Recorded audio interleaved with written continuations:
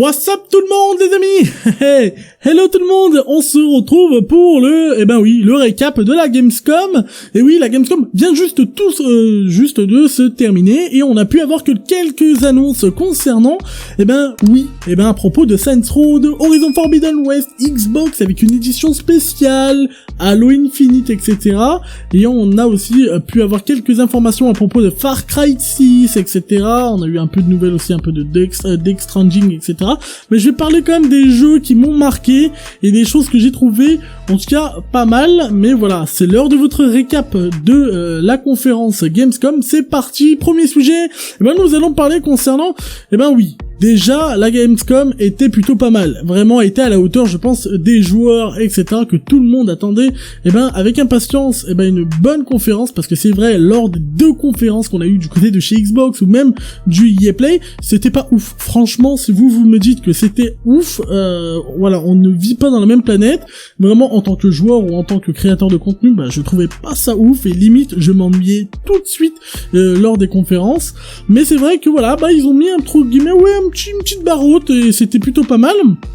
On va parler de Horizon Forbidden West, et oui, Horizon Forbidden West est bien repoussé jusqu'en 2022 pour être précis, le 18 février.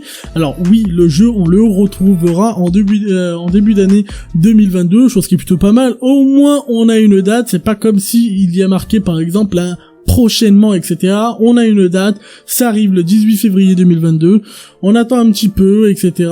Au niveau quelques annonces que je pense que Guerrilla Games prendra la parole très prochainement, et d'ailleurs c'est bien de leur part qu'ils ont pris l'initiative directement de l'annoncer comme ça à la Gamescom, parce qu'ils auraient très bien pu le dire sur leur compte Twitter en disant on repousse, on est désolé, etc., etc. Non, là ils ont pris l'initiative d'y aller, et ça c'est plutôt cool de leur part. Les amis, passons au deuxième sujet concernant, Far Cry 6. Je pense que vous l'attendez, Far Cry 6, le prochain opus. C'est vrai que la saga, en tout cas, vraiment en tout cas, manque d'inspiration depuis vraiment Far Cry 4, si je me trompe pas. C'est vrai que Far Cry Primal n'était pas fort apprécié, et même le 5 n'était pas ouf, malgré que ça commençait à être un peu mieux du côté de la saga, du côté de chez Ubisoft. Mais c'est vrai que on ressent un autre genre, du nouveau, etc., du côté de Far Cry 6. Le seul truc que j'ai pu constater et qui ça me déçoit un petit peu, c'est il y a des moments où il y avait des rushs, j'avais l'impression que c'était pas des rushs next gen, c'était des rushs on va dire PlayStation 4. Alors oui, vous allez me dire oui, mais c'est pas dégueulasse. Oui, ce n'est pas dégueulasse, mais quand même on arrive quand même du côté de next gen, et c'est dommage d'avoir quand même ce genre de graphisme, parce que c'est quand même un jeu qui a demandé énormément de travail et énormément de développement, et c'est quand même je m'attends encore à mieux, peut-être je suis trop sur mes exigences, mais il faudra attendre un petit peu plus, les amis. Concernant les informations, on sait que le jeu sortira pratiquement sur toutes les plateformes, et un peu plus de patience concernant Far Cry 6. Passons au troisième sujet, les amis, concernant, Xbox, concernant Halo Infinite. On n'a pas eu plus d'informations concernant solo, parce qu'il parlait énormément du multijoueur. J'espère vraiment qu'il ne repoussera pas le solo, ou ils sont capables de nous se dire, pas de solo, etc. Mais c'est bien dommage. Mais en tout cas, pour le moment, ils ont parlé énormément du multijoueur, mais il n'y a pas grand chose, pas grande révolution du côté de ceci. En tout cas, la chose qui m'a attiré vraiment mon attention, les amis, c'est concernant, il y a bien sûr, une édition spéciale. Et oui, une édition spéciale sur la Xbox Series X. Et waouh, elle claque, elle est carrément magnifique. Ce petit côté doré, ce petit côté un peu vraiment, déjà elle avait un côté futuriste, mais là ça rajoute quelque chose. C'est formidable, c'est incroyable. En plus, si je me trompe pas, ils ont mis une manette plutôt spéciale aussi, une manette limitée, et c'est plutôt cool. Par contre, elle est un peu chère, elle fait même, je crois, limite le prix de la Xbox Series S. C'est, je crois, 199€.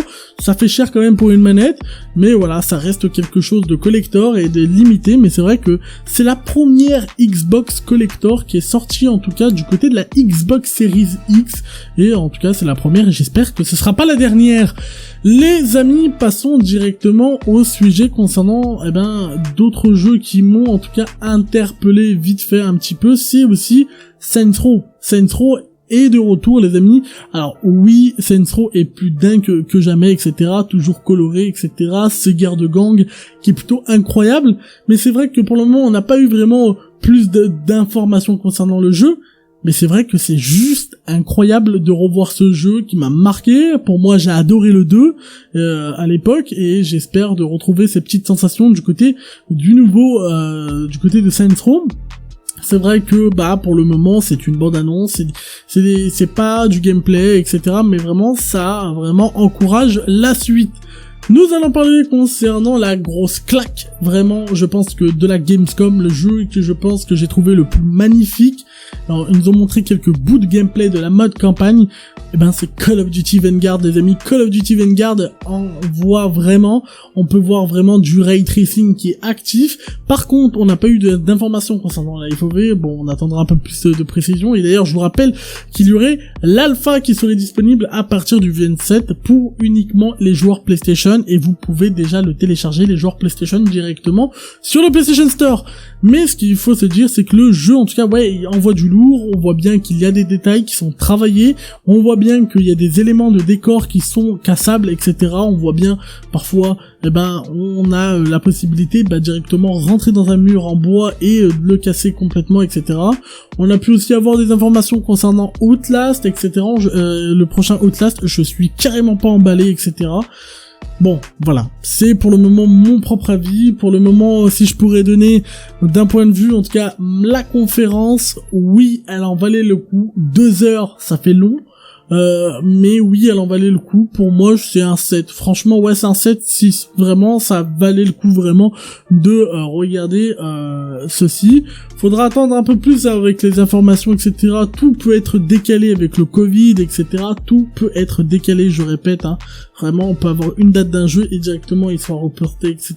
Mais la plupart des jeux qui ont été annoncés, c'est des jeux qui sortiront soit vraiment fin d'année 2021, soit début d'année 2022. J'espère que ce récap, les amis, vous a plu. En tout cas, pour moi, c'est une excellente conférence. C'était une excellente conférence et en tout cas, ça m'a fait plaisir de la vivre avec vous. J'espère que cette vidéo vous plaît en concernant le récap, et n'hésitez pas à mettre le pouce bleu, c'est très important pour le référencement de la chaîne et surtout de me récompenser directement. N'hésitez pas à me dire dans les commentaires les jeux que vous attendez le plus, etc. Même si c'est The Last of Us Partie 3 ou GTA 6, etc. Donnez-moi vos impressions, n'importe quoi, c'est quand même bon à prendre, etc. Et n'hésitez pas à vous abonner, cloche de notification, et puis voilà. C'était Ming, ciao.